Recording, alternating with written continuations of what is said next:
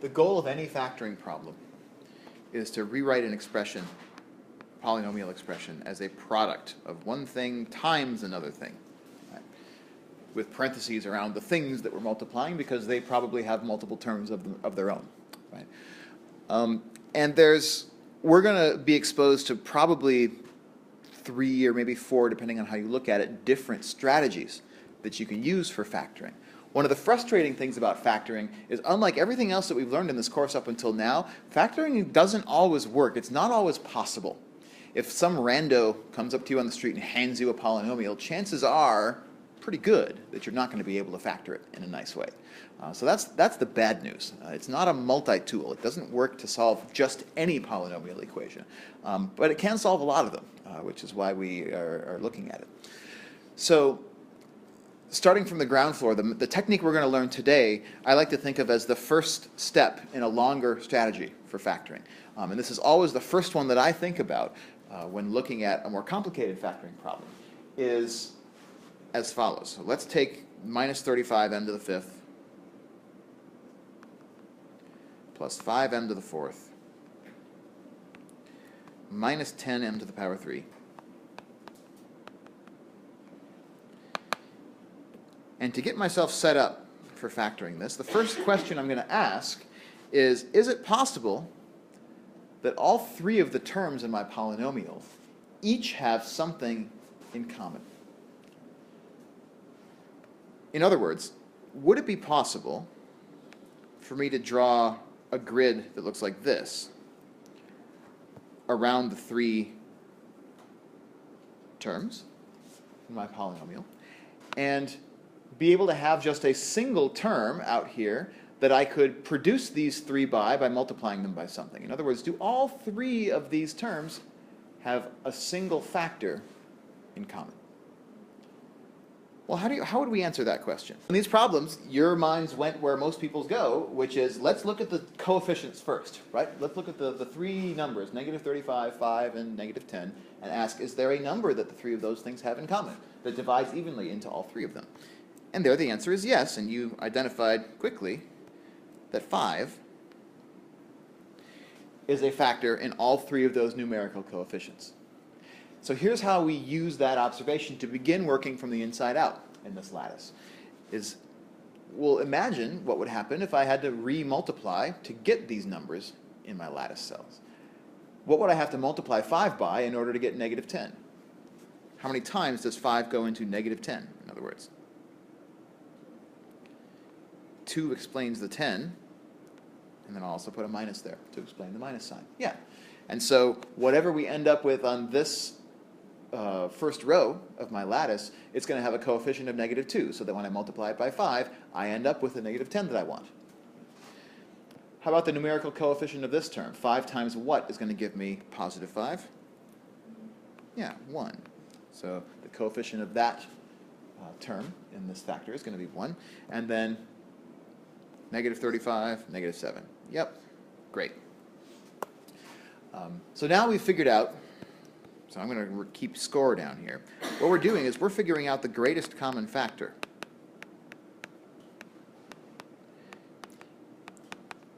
And so far, we have found that the greatest common factor of minus 35, positive 5, and minus 10 is 5. So we've handled the numerical coefficients. The next thing we need to handle, of course, are the efficients, the variable factors in these 3 terms. M to the 5th power, m to the 4th power, m to the 3rd power. What do those 3 monomials have in common? They've all got an m in common.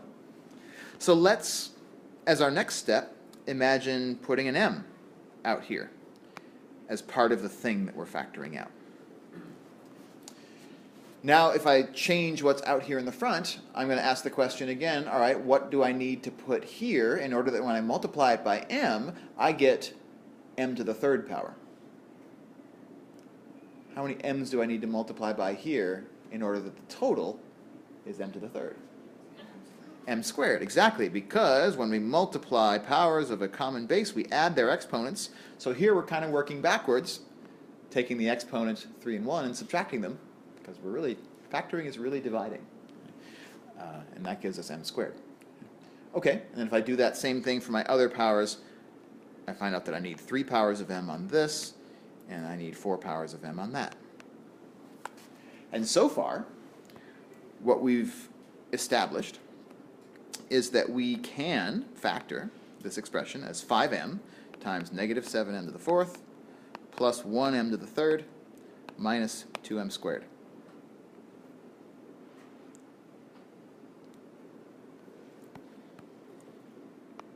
Okay, great. That certainly is a factorization. Can we do better? Leading question of the day. If I were to ask you whether this polynomial can be factored, what would you say? Minus 7m to the 4th plus 1m to the 3rd minus 2m squared. Can I factor that any further? No. Why not? You can observe pretty quickly that 7, 1, and 2 don't have a number factor that they share in common. So the greatest common factor among those 3 terms is going to have a coefficient of 1. Right? We can't factor those numbers any further. What about the powers of m? Here we took a single power of m out, and that let us kind of reduce the powers of m in my product by 1 to get this other factor. Could I do that again?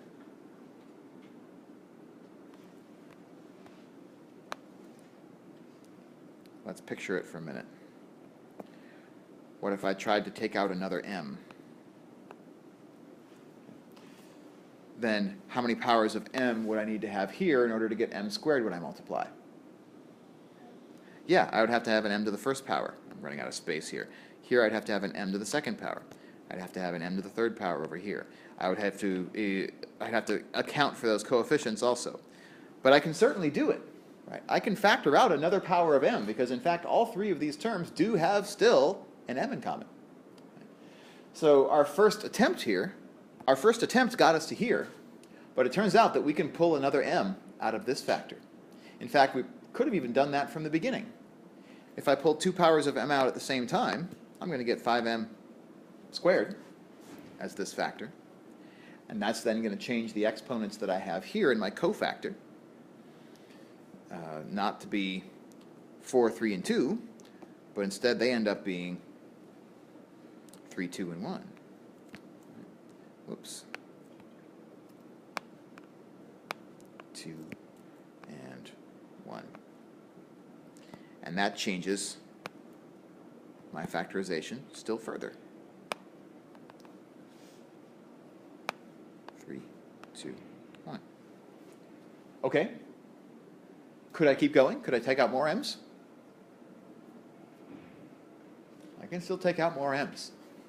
Because this factor now, minus 7m to the 3rd plus m squared minus 2m to the 1st, all of those 3 terms still have an m in common. So I can keep going. And our job in factoring is almost always to take it as far as we can. Try and factor as much as possible so that the factors themselves can be as simple as possible. So if I can, I want to take out as many powers of m as possible. So let's crank it up one more time to 5m to the 3rd. Now how many m's do I need to pair up with this to give me negative 10m to the 3rd power? None. So m to the 0. But what is m to the 0 better known as? 1. And so it's an invisible multiplication, so all I really need to do here is write negative 2. That's a tell, right? Because now, no matter what else happens in these terms, this term no longer has any m's in it. And so our process of trying to scrape more m's, shake more m's out of the trees, that process is going to be done. This is going to be now m to the 1st. This is going to be m to the 2nd. And now it looks like we might be done. 5m to the 3rd times minus 7m squared plus m minus 2. Whoops.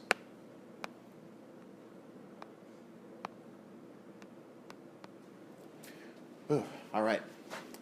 And so now that we've factored this as much as we possibly can, let's finish the observation that we started down here at the bottom of the screen. When we just looked at the numbers were negative 35, 5, and negative 10, the coefficients. And the greatest common factor of those numbers was 5. If we add back in the powers of m. We can now ask the question, what's the greatest common factor of these three monomials? Which has not only a coefficient, a number factor, but it also has a power of m factor. And the power of m that we found was n to the third. So before we close this example, I want to ask, would there have been a way, a shortcut if you like, for us to have done this in that one step? Just look at all three of these terms and say 5m to the third. How could I look at this and know that m to the third was the right number of m's to take out to give me my greatest common factor? Where does that m to the third come from?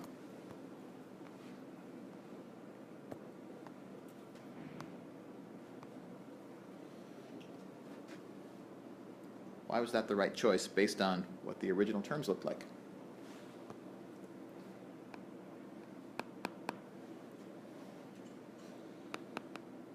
Because of negative 10m to the third, that's the lowest. Right. That's the term that has the fewest m's to give. Right? Negative 10 m to the third has the fewest powers of m to donate to our factoring process. And so that's going to be the limiting reagent, if you like a chemistry metaphor, right? Once we peel off all the m's, we're going to run out of m's in this term first. And that's when we need to stop. And so finding the greatest common factor among a series of monomial terms is always a matter of finding the lowest, the least exponent. Yeah, that's why I wanted to talk about this at the end, is because that's the shortcut. The GCF, the greatest common factor, will take the lowest exponent on each variable in my list. So among a fifth power of m, a fourth power of m, and a third power of m, the greatest common factor will be the third power of m. And that would permit us to do this process that we did here. Rather than peeling off one m at a time and then updating, we can certainly do that. But this shortcut gives us a way of doing it a little bit more efficiently.